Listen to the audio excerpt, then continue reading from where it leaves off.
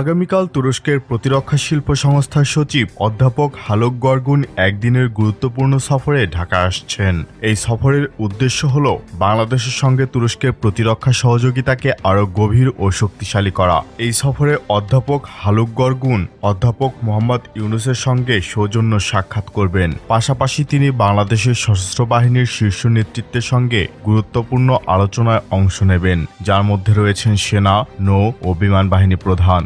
এই সফরে দুই দেশের প্রতিরক্ষা সহযোগিতার বিভিন্ন দিক নিয়ে আলোচনা হবে। তুরস্কের সঙ্গে বাংলাদেশের সশস্ত্র বাহিনীর সক্ষমতা বৃদ্ধির জন্য যৌথ প্রশিক্ষণ, গবেষণা, আধুনিক সমরাস্ত্র ক্রয়, প্রযুক্তি হস্তান্তর এবং সবচেয়ে বেশি গুরুত্ব পাবে যৌথ উৎপাদন। তুরস্কের প্রতিরক্ষা শিল্প সংস্থা সমরাস্ত্রের নকশা, উৎপাদন এবং প্রযুক্তি হস্তান্তরে বিশ্বব্যাপী সুনাম অর্জন করেছে। অধ্যাপক হালক গরগুন এই সংস্থার প্রধান হিসেবে তুরস্কের প্রতিরক্ষা সহযোগিতার কৌশলগত দিক পরিচালনা করেন এবং প্রতিরক্ষা শিল্প নির্বাহী কমিটির সিদ্ধান্ত বাস্তবায়নে মুখ্য ভূমিকা পালন করেন। বাংলাদেশ মূলত 4টি দেশের সাথে ডিফেন্স ইন্ডাস্ট্রি গড়ে তোলার বিষয়ে আলোচনা চালাচ্ছে। তার মধ্যে সবচেয়ে গুরুত্বপূর্ণ দেশ হল তুরস্ক। তুরস্কের সঙ্গে ডিফেন্স ইন্ডাস্ট্রি কোলাবোরেশনের জন্য 2021-22 সালে একটি চুক্তি হয়েছিল।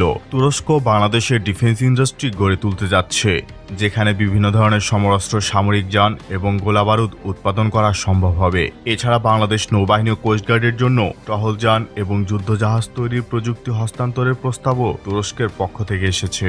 গত কিছুদিন আগে বিডা চেয়ারম্যান আশিক চৌধুরীর নেতৃত্বে একটি উচ্চ পর্যায়ের প্রতিনিধি দল তুরস্ক সফর করেন। সফরের মূল উদ্দেশ্য ছিল তুরস্কের সঙ্গে সামরিক সরঞ্জাম উৎপাদনে যৌথ সহযোগিতার পথ খুঁজে বের করা এবং বাংলাদেশের গোলাবারুদ ও সামরিক যান তৈরির একটি নতুন কারখানা স্থাপনের সম্ভাবনা নিয়ে আলোচনা। এই সফরের অংশ হিসেবে প্রতিনিধি দলটি তুরস্কের শীর্ষ প্রতিরক্ষা প্রতিষ্ঠান এমকেই পরিদর্শন করেন।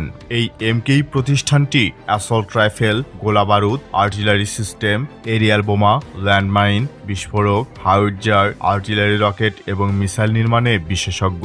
বিশ্বের 40টিরও বেশি দেশে তাদের অস্ত্র রপ্তানি করা হয়। বিডা চেয়ারম্যান জানান, আমরা তুর্কি বিশেষজ্ঞদের টেকনিক্যাল এক্সপার্টিস গ্রহণ করে বাংলাদেশের নিজস্ব সামরিক কারখানা প্রতিষ্ঠার লক্ষ্য নিয়ে এগোচ্ছি।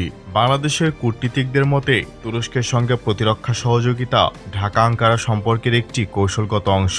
এই সফর বাংলাদেশ সশস্ত্র বাহিনীর আধুনিকায়নে গুরুত্বপূর্ণ ভূমিকা রাখবে এবং দুই দেশের মধ্যে প্রযুক্তিগত ও কৌশলগত সহযোগিতাকে আরও এগিয়ে নিয়ে যাবে।